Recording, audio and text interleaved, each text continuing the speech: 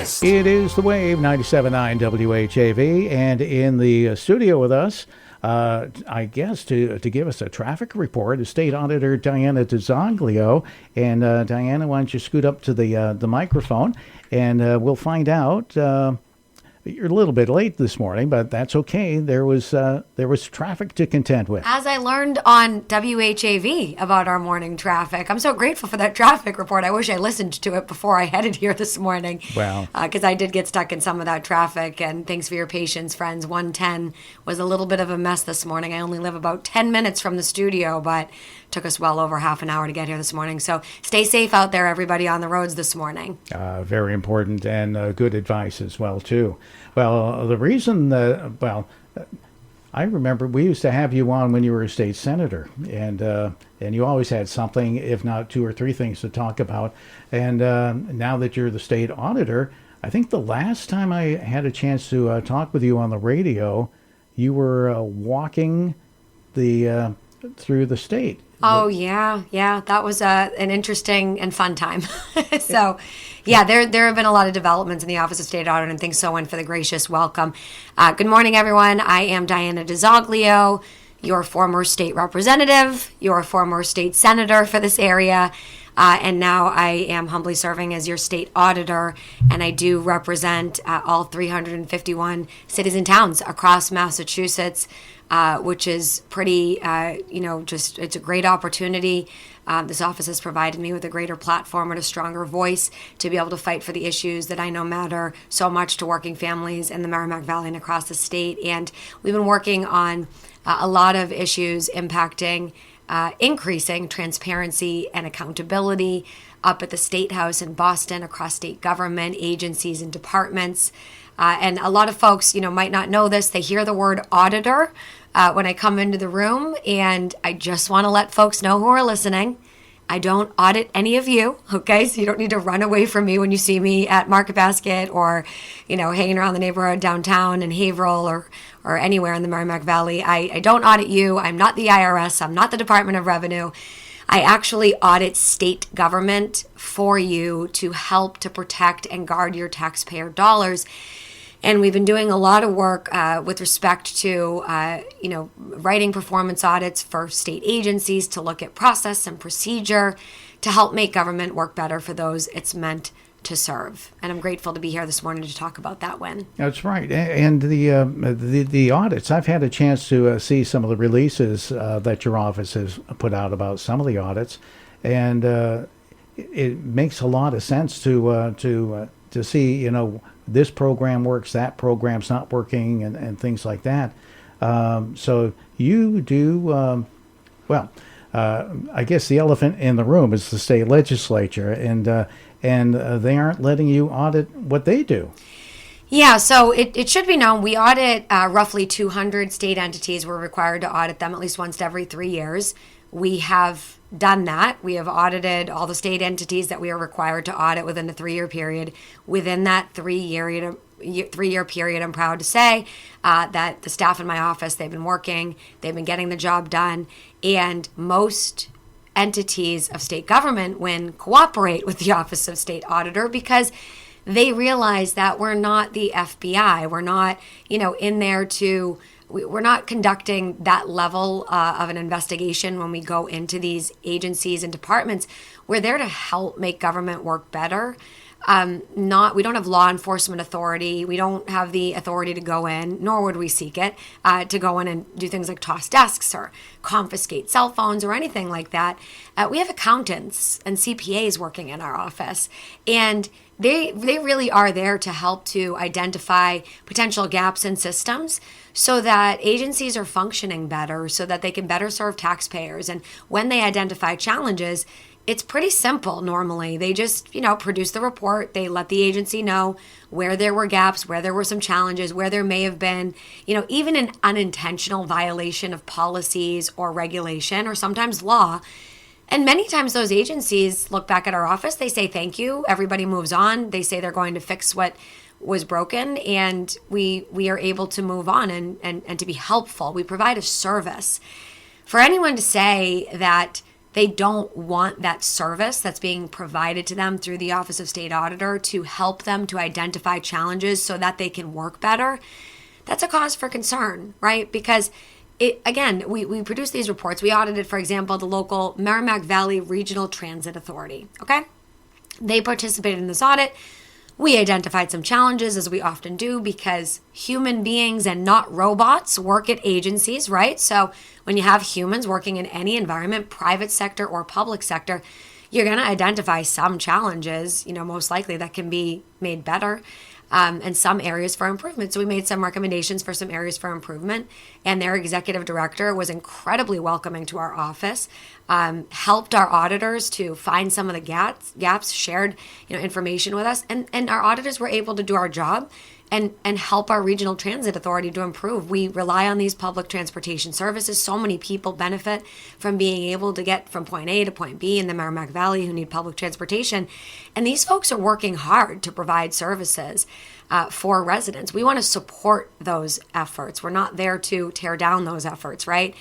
So I find it just so inspiring when agencies like that willingly cooperate to help and to make things more efficient, because it helps to streamline services so that residents are better served. And that's what we're all in this for, right? That's why it's called public service. We audited Northern Essex Community College. They were incredibly cooperative with our office and participated fully and took the recommendations. And we were so grateful for their work. UMass, we audited UMass Lowell recently, and we did an audit of financial expenditures with their credit cards and, found some areas for improvement, recommended it. Everybody moved on. Again, so it's not, generally speaking, any big deal. It's just a matter of doing business with public tax dollars, that you just go through these routine audits to help to make improvements. And it is incredibly disappointing that our own state legislature, that the lawmaking body that originally was part of creating offices like the Office of State Auditor, are willfully undermining democracy right now by violating a 72% voter mandated law that the legislature be audited by the Office of State Auditor. Folks, when the legislature refused to be audited when I first got elected and I had committed to auditing them, I decided to try to sue them, but I wasn't permitted to get access to the court. Our attorney general blocked my office from getting access to an impartial hearing, and we weren't able to sue due to that reality. So I decided to take it straight to you, the voters, and ask you for your support. And we made our case, and I'm so grateful that 72% of you said, yes, we want this type of independent oversight, and we do want an audit of the legislature by your office. Subsequently, we've gone in to try to fulfill the will of the voters, but the Speaker and the Senate President in the House of Representatives and the State Senate have vehemently opposed this push for increased transparency and refused to even turn over basic financial receipts, state contracts that are entered into using our taxpayer dollars. And folks, these are things that for every other state entity of government are a matter of public record, where normally any resident can actually call and get access to these types of records. So we're not asking for anything crazy, but you would think that we were asking for personal text messages or that we were trying to interfere in lawmaking or something like that, because they've cited the Constitution and they've said that essentially they believe that the Constitution is there to protect the politicians.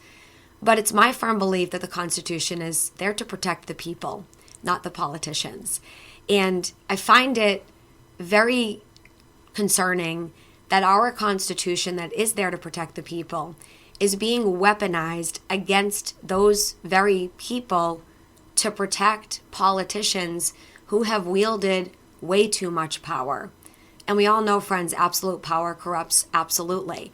That's why I like to cite the constitutional reality of checks and balances, which seems to repeatedly be left out of conversations when our colleagues in the legislature cite the Constitution and try to weaponize it against the people to excuse themselves from any level of accountability. There is a system of checks and balances that exists, and that system of checks and balances allows for the legislature to be a check on the executive to be a check on the legislature, and the judiciary to be a check on both the executive and the legislature. So we have essentially a legislature right now that is holding themselves above that system of checks and balances and saying that they're going to audit themselves. They're going to contract out with their own private auditor and control the scope of the audit, what's reviewed, what's allowed to be reviewed by that, personal private auditor. And then they're going to control what they choose to release and be able to redact everything that they don't want to release. Well, friends, that's not the transparency and accountability that you voted for at the ballot box. You voted for the Office of State Auditor to do this work for you.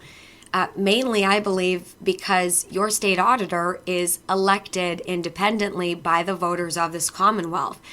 A lot of people think that I work for the governor or I work for somebody at the State House.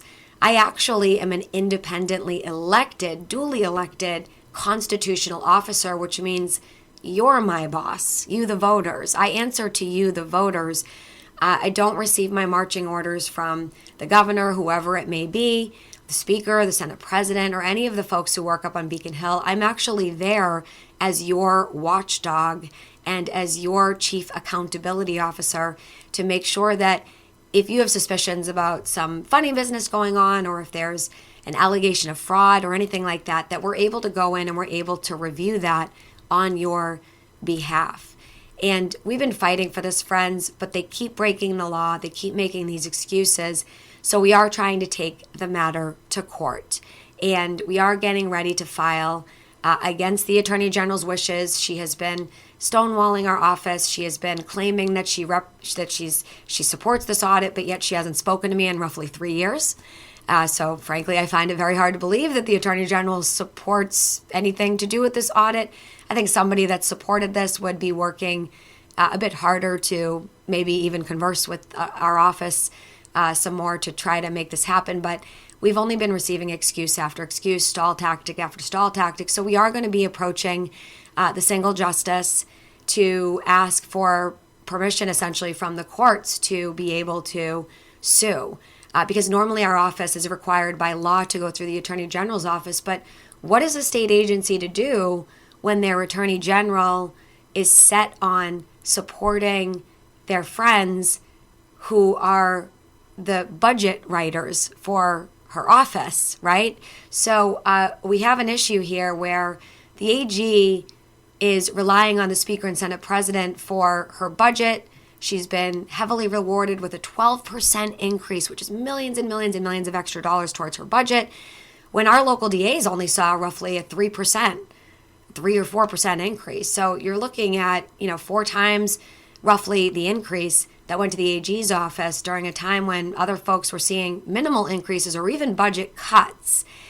And I believe that that was a reward for her refusing to enforce this law. So we need to find a way around the Attorney General's defense of the folks who fund her budget and get access to a courtroom and ask a judge to allow us to sue the legislature. And that's what we're going to be doing. We've had to wait some time to be able to file this lawsuit. There were a lot of hoops to jump through, legally speaking, in order to get to this point. We had to clear this through ethics. That took quite some time to be able to get clearance from ethics. They wanted to cross their T's and dot their I's and make sure they were providing us with guidance, which they did. And we're grateful. We've recently received some guidance on how to proceed on this matter to make sure that everything's being done correctly to protect the Office of State Auditor's integrity. But we will be proceeding now towards that litigation, unfortunately, knowing that our Attorney General is telling folks that she plans on trying to have the case dismissed from court. Now, I find that incredibly disappointing. I understand if the Attorney General feels politically positioned with her position as Attorney General because, maybe she wants to support the Speaker and Senate President, but understands that 72% of the voters want this. So what I've encouraged the Attorney General to do is to just recuse herself and allow us to get a separate attorney, a private attorney. And by the way, friends, this is at no cost to the taxpayer. We have folks who are willing to represent us at no cost to the taxpayer. So why wouldn't we take that opportunity? If state ethics has said that's okay, you can do that. But the Attorney General doesn't want to even allow us to get our own attorney, which I find, crazy. The Attorney General should step aside, allow us to proceed to court, But we're going to try to do this without her support and knowing that she's going to be fighting on us and we're going to hope for the best. And I'm asking folks, please keep us in your thoughts, essentially, because at this point, I know you've all advocated to your reps and senators because they don't really want to talk to me that often anymore because they've been hearing from you and, they're upset that you've been calling them and asking them to support this audit. But I just want to thank you for your support of this. It's been a tough road over the course of the last couple of years trying to get this done. And I know a lot of folks are friends with their local legislators and wondering why they haven't supported this audit. And I've been disappointed with that as well. But I can tell you, I do believe that we're going to be able to move on from this at some point. I hope that it is sooner rather than later. But I think that the path forward is to get this before a judge so it can be adjudicated so we can all move forward. And if there are any parameters set on, what we're able to audit, what we're not able to audit, so be it. I may agree or disagree with what the ruling is, but we do know that the judiciary does have the final say on these matters of adjudication of law. So we want to at least be afforded the opportunity to have our day in court to fight for the will of the people. 72% of the voters of this Commonwealth deserve to have this issue at least resolved in a court of law if the legislature is going to continue to brazenly break the law. So this is,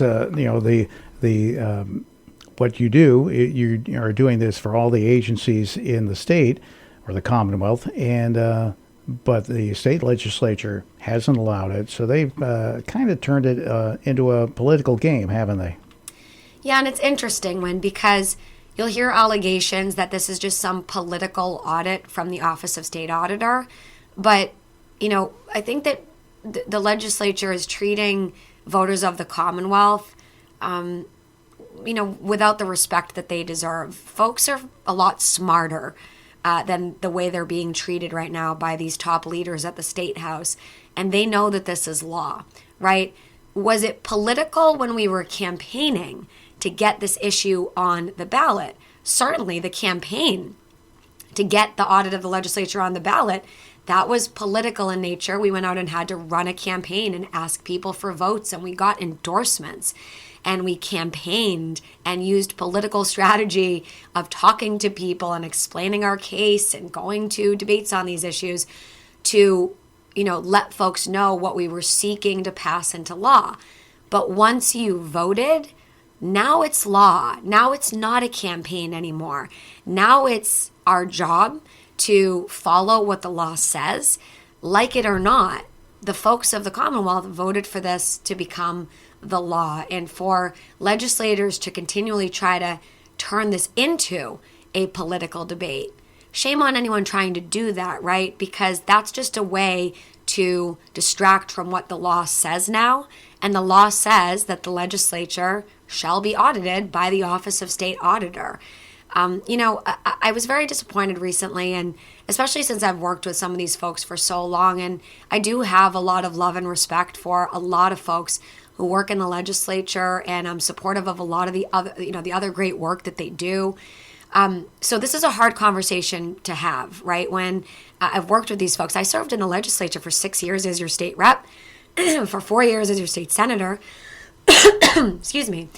And I tell folks all the time, I'm like, look, it's not fun having these types of disagreements with folks who know very well that the Speaker and Senate President are leading them down the wrong path, right? The Speaker and Senate President have a tremendous amount of power, and they are weaponizing the power that they have been gifted in the House of Representatives and Senate to really put local state reps and local state senators in a really bad position with their constituents, with their voters, by really manipulating and coercing them into voting against their communities by weaponizing things like their stipends, threatening to take their stipends away.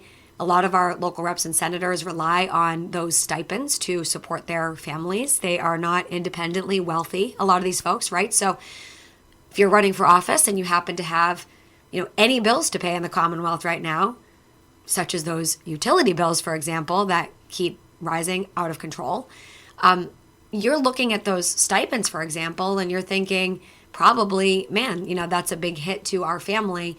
You need to pay your rent or your mortgage, like other working families.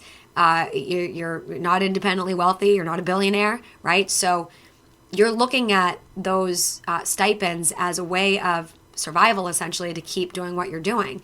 And the Speaker and Senate President will weaponize those stipends against local lawmakers and threaten to take them away. If somebody has a vice chairmanship, if somebody has a chairmanship, let it be known, those come with stipends. Thousands and thousands of dollars accompany those chairmanships and those vice chairmanships. So when you hear people saying, I'm the chair of this committee or I am the vice chair of that committee, what you should also be aware of is each of those positions comes with a dollar amount for those positions being given to them by top leaders. Now, a lot of those folks are hard workers. They're really trying hard to represent their communities.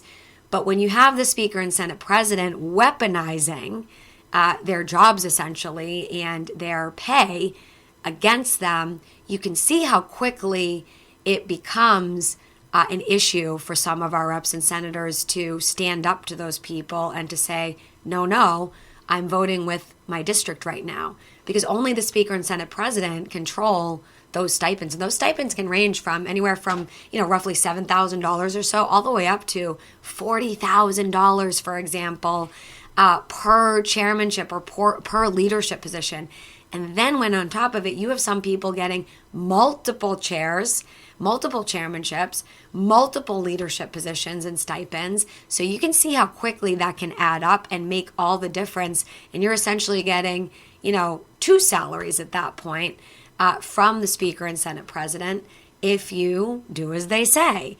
So really, we need a lot of changes up at the State House. And I'm so grateful to be here today to be able to talk about this because, kind of earlier on in this process of fighting this issue and trying to take the legislature to court, folks were saying, what can we do? What can we do? And besides telling you to please call your reps and senators and call the governor and call the attorney general and ask them to actually support this, which didn't ultimately end up happening, right? As we've seen, I didn't really have an idea of what else we could do besides lobbying these folks and trying to get them to do right by the voters. But now we have a couple of new ways forward that we can actually help to make sure that we are holding Beacon Hill accountable to the residents of this Commonwealth. And I'm going to give you two ways that we can all make a difference on this. Number one, we have a ballot question to increase access to public records. Okay, now folks might not know this, but we are in Massachusetts, for as much as we are ranked as the #1 state in the country on a host of other issues. And that's why I'm such a proud resident of the Commonwealth. I'm so grateful that I got to grow up here. I was born and raised in Methuen, went to Methuen High School, graduated from Middlesex Community College. Those were opportunities that were afforded to a kid like me who was born to a 17-year-old single mom. I got to have these opportunities because I live in a state like Massachusetts, and I'm forever grateful that I got to grow up in a state like this that afforded me with these opportunities to be able to succeed. And I have to say, I love Massachusetts. I think we do, we are great in comparison with other states in so many different ways. But where we fall short, friends, where we fall short is in this area of transparency. Massachusetts is frequently ranked as the least transparent state government in the entire nation. And a lot of that has to do with realities like we already know, our legislature is not audited, but also one of the biggest things is that our legislature, governor's office, and judiciary are not subject to the state's public records law. We're the only state in the entire nation that allows for our governor's office, our legislature, and our judiciary to exempt themselves from freedom of information requests. No other state allows all three branches of government to exempt themselves from taxpayer-funded documents being made public to those same tax-paying residents. Friends, we're Massachusetts. We can do better. And I know that residents want more transparency and accountability up on Beacon Hill. Otherwise, you wouldn't have voted for the audit. So what I'm doing is I am asking you to please support this next ballot question, which would subject the governor's office and the legislature to the public records law. It would make all the records that I've been seeking as your state auditor, those financial receipts, right?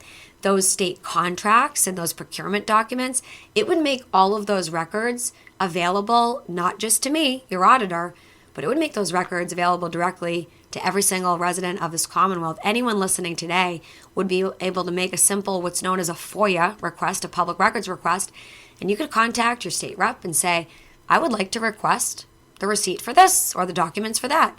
And they would by law have to give you that information. And friends have asked, well, what's going to stop them from breaking this law the same way they broke the last law? Well, friends, the hard truth is that they could try to break this law as well. But we can't give up. We can't just give up and just roll over and let these folks win and allow them to make us so disenchanted with the process that we stop showing up at the polls. That's what I believe some of these folks at the top want. I believe the Speaker and Senate President would love it if a lot of folks who want transparency and accountability just stayed home this upcoming election cycle so they could continue to rule and reign in the legislature and govern the legislature with an authoritarian style of governance and dictatorial style of governments, demanding that our state reps and senators bow to their every will. I'm sure they would love that, but we can't allow that. So I'm asking folks, please show up at the polls. Again, don't give up.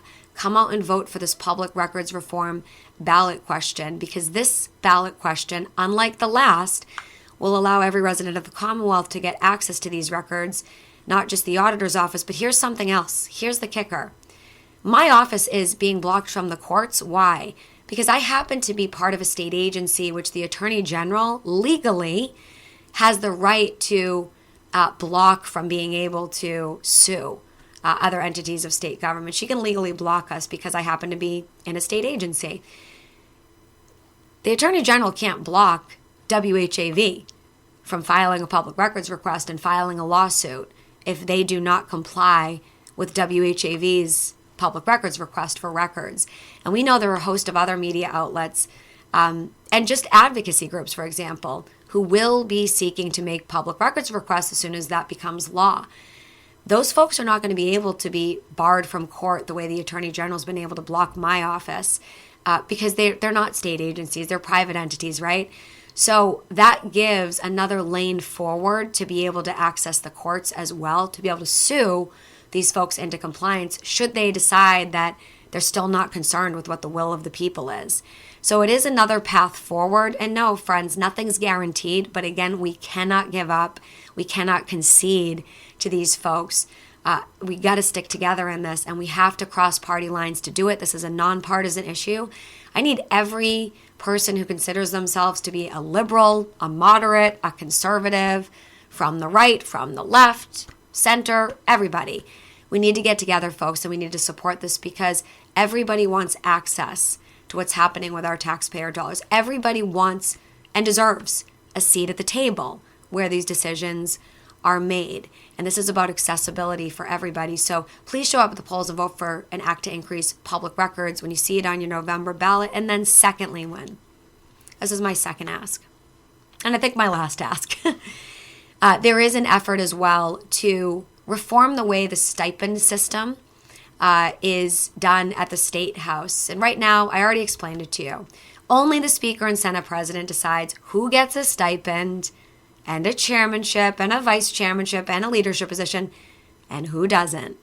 And obviously, as you can imagine, the people who are most well behaved for the Speaker and the Senate President, those folks tend to get more access and also more money.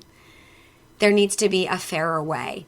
And I'm not a proponent for getting rid of the whole system up there because, again, we want to make sure that it's not just independently wealthy people who are able to run for office. We want to make sure that everyday working class residents can run for office, right? And represent us. But the system as is set up is really incredibly dysfunctional. So there is another ballot question. I'm not leading this ballot question, but I am supporting it. Two colleagues of mine who also survived their time in the state legislature are leading this particular ballot question. And it's two former colleagues of mine from the House of Representatives, former Representative Jay Kaufman and former Representative Jonathan Hecht. both when they left the legislature knew that they wanted to stay engaged and help to make sure that the legislature was reformed, because we saw what was happening on the inside. And they said, we can't just sit here and not do anything. We need to use our wisdom and our experience to help to make these reforms. So they decided that they wanted to take this right to the people as well, and ask for your support. There is an act to reform legislative stipends that is going to be on your ballot in November that I'm asking folks to please support. This will reform the stipend system so that the Speaker and Senate President are no longer controlling who gets stipends. Stipends would still exist, but they would exist by way of, making sure that folks were doing work in their committees, that the payment was due to some kind of work being done, rather than whether or not the Speaker or Senate President liked you and thought you were one of their, political henchmen, for example, right?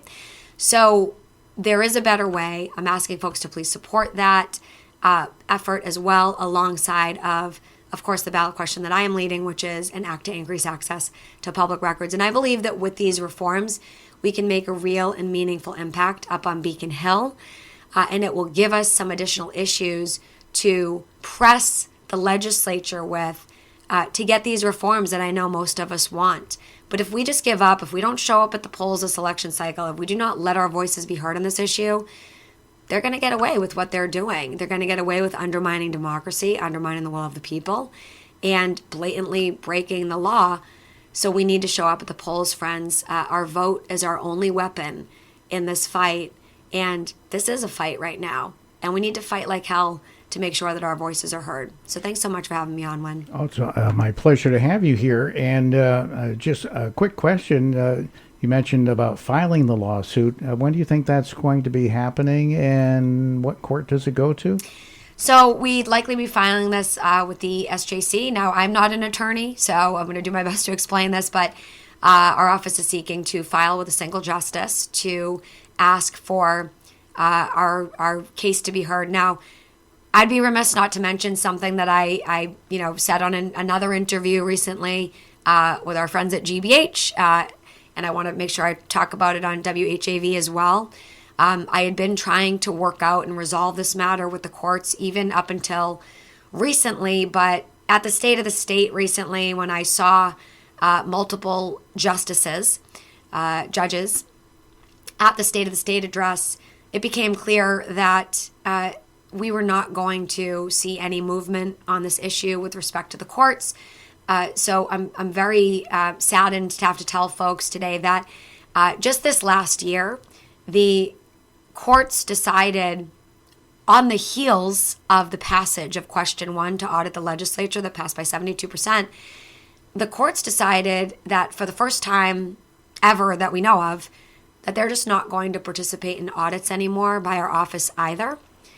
And get this, what they cited is the Attorney General's willingness to defend the legislature against audits being conducted. And they basically said, well, if the Attorney General is going to defend the legislature with her opinion that they don't have to be audited, essentially we want in on this. And we don't want to have to be audited anymore either. Our audits can be a little bit pesky for some of these folks. Some of these folks don't like the fact that they have to engage with auditors. Most are okay with it, like I said. A lot of our regional folks here in the Merrimack Valley, I'm very proud to say, have all complied willingly and thoughtfully. But unfortunately, we had a couple of justices, namely Justice Heidi Brieger and Justice Amy Blake of the Appeals Court and the Trial Court, just tell our office that, you know what, the Attorney General doesn't think we have to be audited anymore, and that essentially, and I'm paraphrasing, but they think that's great news. So they're going to take advantage of that and not be audited anymore. Friends, we're in a constitutional crisis right now, okay? Because remember what I said earlier in this conversation, the judiciary already exempts themselves from public records laws. So now we have a judiciary who already claims exemptions from public records laws. So your media outlets like WHAV can't get access to documents that they want if they request them. You can't get access to documents that you want if you request them. the Office of State Auditor was sort of the only way to get access to some of these records. And we were not seeking to cross the line, nor would we. We were simply seeking to audit their website for accessibility issues to help persons with disability. We were looking at their compliance with ADA guidelines, right? So we wanted to go in and say, hey, let's help with your website. Surely the courts care about making sure that folks can get access to documents on their website. We're going to go in, we're going to look at, the hue of the color on the website. We're going to look at website links and make sure that they're all functional. And we're going to help the courts by auditing their website accessibility for folks with disabilities and others, right? And that's what they said that they refused to participate in. That's what they said that they didn't want to do. And that's the hill that they died on, essentially. That's incredibly disappointing, folks. We've always respected the separation of powers.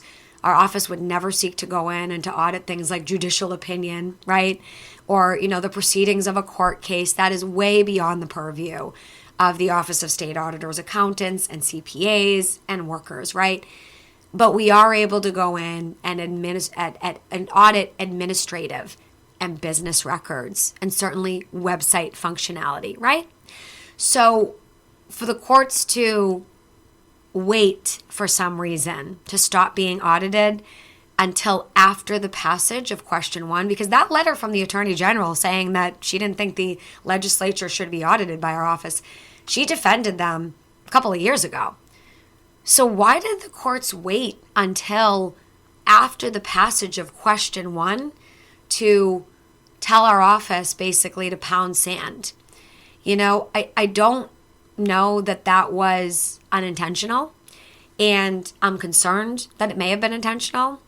And, I heard the Chief Justice's remarks in the state of the judiciary, and I watched them online. I went back and took the opportunity to watch, and if anybody hasn't watched them, do an internet search and go check the Chief Justice's remarks on the state of the judiciary in the Commonwealth of Massachusetts last year. And, what she said was, something I totally agree with.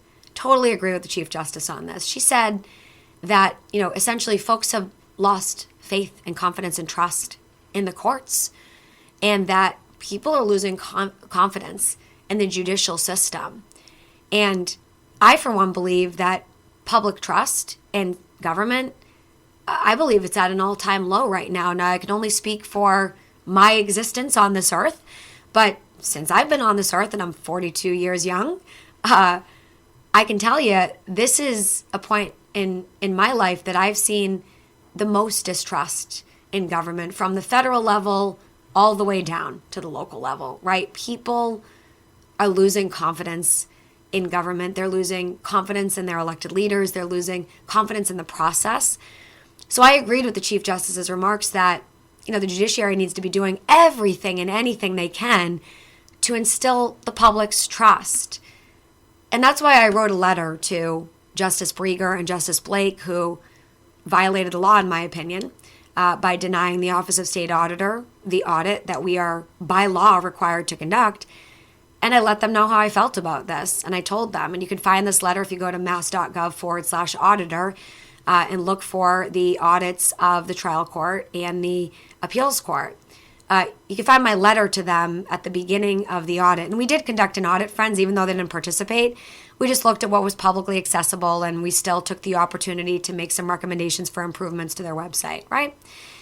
But I wrote a letter to them, and I essentially said, look, I agree with the Chief Justice's State of the Judiciary address, where she repeatedly spoke about the need to increase trust in the system.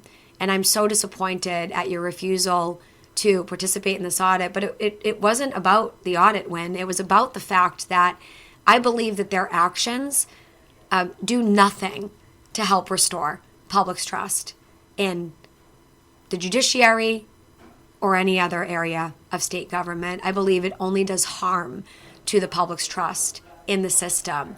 And, to deny a simple audit of your website accessibility, I mean, come on, is it worth is it worth, causing this level of mistrust in government by denying access to your website functionality? Is it worth it? I don't think it is. And is it worth causing mistrust in the impartiality that the courts are now able to provide with respect to this legislative audit issue being adjudicated fairly by some of these folks who obviously all know each other, right? So there's a reason why with the scales of justice, you see the woman standing there. She has a what on her face? What does she have on her face? She has a blindfold. She has a blindfold on, right? Why does she have a blindfold on, folks? She has a blindfold on, holding the scales of justice, because our courts are supposed to be able to be impartial in these hearings, right? Now, if you're now benefiting from the same law-breaking behavior that the legislature is engaging in and the attorney general is defending, and you step up and say, hey, great idea, we can now, for the first time ever, not have to be audited either, we can benefit from this, how does that instill confidence in folks coming before the courts right now to say, please judge this impartially? It doesn't give us much confidence, right? It makes us lose faith and trust that we're going to get a truly impartial hearing. So, I've been encouraging these folks, look, this has been something that the courts have always done. There's been no treading on, judicial powers or anything like that. If there was ever a disagreement with the scope of an audit that we were conducting, because there have been disagreements about the scope of an audit before in history, and that's been something that's happened. The Office of State Auditor would go in and just work it out and make sure that the judges were comfortable and knowing that no violation of separation of powers was occurring, that we would absolutely put parameters in place to make sure that only, those administrative business aspects of things were looked at. And it would be worked out and we would just move forward. Justice Locke, actually, to his credit, Justice Locke, before he retired, they had a disagreement in that courtroom about, the scope of an audit that my predecessor was doing. Because like I said, the courts have been audited throughout history. And my predecessor did multiple audits of the courts, multiple audits in the judiciary. And she went in and she met with Justice Locke at the time before he retired, and they worked it out. She said, hey, here's what I'm trying to look at. We're trying to make sure that we respect the powers of the courts, but we do need to follow the law and get this audit done, and let's work this out. And guess what? They did. Well, we went in to work it out, and I have to say I have the same top people that Auditor Bump had that were participating in these conversations, and they went in to have these conversations that they've had through the years. I have the same top auditor. I have the same top general counsel. My general counsel in the Office of State Auditor is the same general counsel that my predecessor had. I didn't switch him out, so he helps us with these legal issues. And he knew, if there's ever a disagreement, he goes in and he makes sure that everything is working appropriately. Well, he went in to have these conversations, and they basically said, too bad, we're not going to do anything anymore. Nothing. When he went in to say, what is the issue? Is there some issue with, a belief that it's separation of powers, that we're crossing the line in some way? No, their issue is just that the Attorney General said that she believes that they don't have to be audited anymore, so they're going to take that opportunity. There was really no discussion about the parameters or the scope of the audit. It was just, no more. Thank you so much. Have a nice day. And even when I asked to meet with the Chief Justice about this, because one of the justices said to my staff, essentially, with their court administrator, that, if we spoke to their boss and their boss said they had to do this, that they would do this. Well, their boss is the Chief Justice. So, I did try to be able to connect with the Chief Justice about this based on that directive from one of the justices who was denying the audit. And the Chief Justice wouldn't meet with me and said that there was nothing that the Chief Justice could do about that those justices made their own decisions, and that I had to talk to them. So we're in a really tricky place right now. Not just in the Office of State Auditor, that's obvious, but what's less obvious is the position that the people of the Commonwealth are now in with their government officials, with these folks who are in these seats of power, to be able to make the law and adjudicate the law. And, somebody basically said, well, what are you saying? Like, everybody's basically in on it. No, not everybody's in on it. But what I am saying is that we do have to realize that a lot of these folks are friends, right? Now, I watched the Attorney General come up onto the platform at the State of the State address that I was present at, hearing the governor give her remarks. And when the Attorney General walked up on the platform, I greeted her, I said hello. And she moved on down the line to say hello to some other people. And when she got to Justice Breger,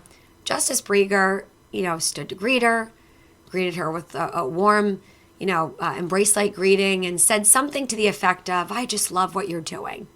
And I watched the two have a back and forth conversation, and I couldn't help but express to Justice Breger my disappointment, and essentially that I had concerns about her relationship with the AG. And I do have concerns about that. Now, certainly people are allowed to be friends. They're allowed to have relationships.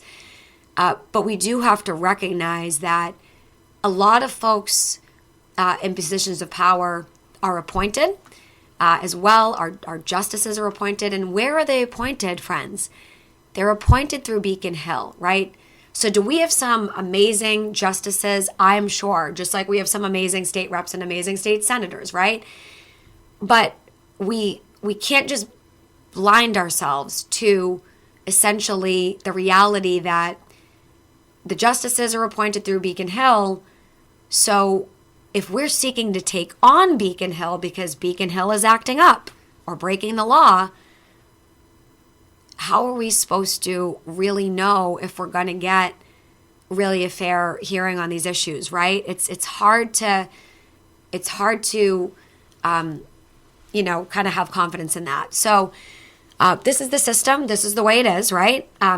This is how it goes. So this is the system we have to work within. And we do have to work within this system because these are the laws. This is the way the Constitution is set up. This is the way these laws are. So what we, the people, are trying to do right now is respect the law, respect the Constitution, and find a way to navigate it so that the people are being served by the Constitution and the laws, and not just the people in power in seats of privilege are being served by these laws, right?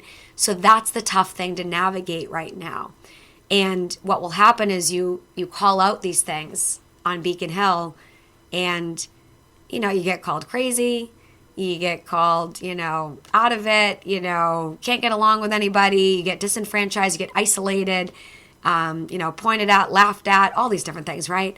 But friends, this is something that I think that most people can understand when I have the opportunity to break down what's happening, right? So no, it's not just me that this is happening with. I happen to be one of millions and millions and millions of people across this state who just happens to not be part of that inner circle, right? And there is an inner circle. I think there are multiple inner circles, right? Because you have the Speaker's inner circle, and the Speaker doesn't really like the Senate President, right? So the Senate President has the Senate President's inner circle. Senate President doesn't really get along with the Speaker, right? So, that inner circle exists separate from the Speaker's inner circle, and then you get the governor with the governor's circle, you get the judiciary, right? So everybody sort of has this, their kind of circle of supporters, right? And again, that's allowed. People are allowed to have supporters. They're allowed to have friends. But where we need to stay vigilant, folks, is, by just recognizing that this is the system that we are all in Massachusetts, and coming together and crossing party lines right now to do so, coming together to recognize that power, absolute power, corrupts absolutely. It doesn't matter what letter you have next to your name. It doesn't matter if you're a D. It doesn't matter if you're an R or somewhere in between. Absolute power corrupts absolutely. What I'm asking folks to do is to please come together in a nonpartisan way right now when it comes to these issues of transparency and accountability, because we can't allow anybody, regardless of the letter next to their name, to get so much power that they get comfortable just breaking the law, refusing to enforce the law, or not being able to do their job impartially. And that's my request to you today. Stay vigilant, folks. Vote for these ballot questions. Stay engaged. Stay tuned into these things. Listen to different news outlets. Don't just listen to the same ones every day, because, different media outlets, of course, will, potentially be reporting a little bit differently on the issues. Don't just listen to conservative radio or liberal radio. Listen to everybody, so you can get both sides of the story and make informed decisions. And let's, all do our best to come together, and we can still stand up for our values. That's great. Stand up for your values. If you're, conservative or liberal and you're like, well, I have my beliefs. Okay. That's your right as an American. That's your right as a voter. But let's make sure that we also afford the opportunity for conversations with opposing viewpoints, because I think that these people in power are counting on us to stay divided. I think they're counting on us to rely on these super hyper partisan conversations and the really controversial issues, and to only focus on these really controversial, high profile issues, so that we won't come together, so that we'll be so angry at each other, so that we won't come together in our neighborhoods and in our communities, with our neighbors, with our family, with our friend groups and coworkers, to stand up for the basics, like the fact that we all want to make sure our elected leaders and appointed leaders are acting with integrity. Conservative or liberal, we all want to know that our elected leaders, even if we disagree with them on certain things, that they're acting with some integrity, right? So let's stay together, folks. Let's work together to make our communities better. And, that's my commitment to you as state auditor, that I'll continue that work. But I can't do it without you. So thanks for always allowing me on. Well, it's a pleasure to have you here, and to hear all your thoughts. A website or any information, where could people go to get more about these articles? So if you're going to you can go to my official website to see anything that's official business of the Office of State Auditor. That's mass.gov/auditor. You can go to my campaign website, which is diana@dianadizoglio.com, and click on the ballot button to get more information about the ballot question. Now, we only have information about the public records ballot question on my website, and not the stipend reform, but we'll send you some information about both ballot questions. If you would like, just put that in the notes section when you click on that button and contact us. Thank you so much, friends. Thank you so much. Thank you for coming in on National Optimist Day, too. I love it. That's great. Folks, we have to stay optimistic here, okay? Don't let the cynics get you down. All right. State Auditor Diana DiZoglio, our guest this morning, here on the WAVE 97.9 WHAV. Wake up with Win Damon weekdays from 6 to 9 a.m. on 97.9 FM WHAV.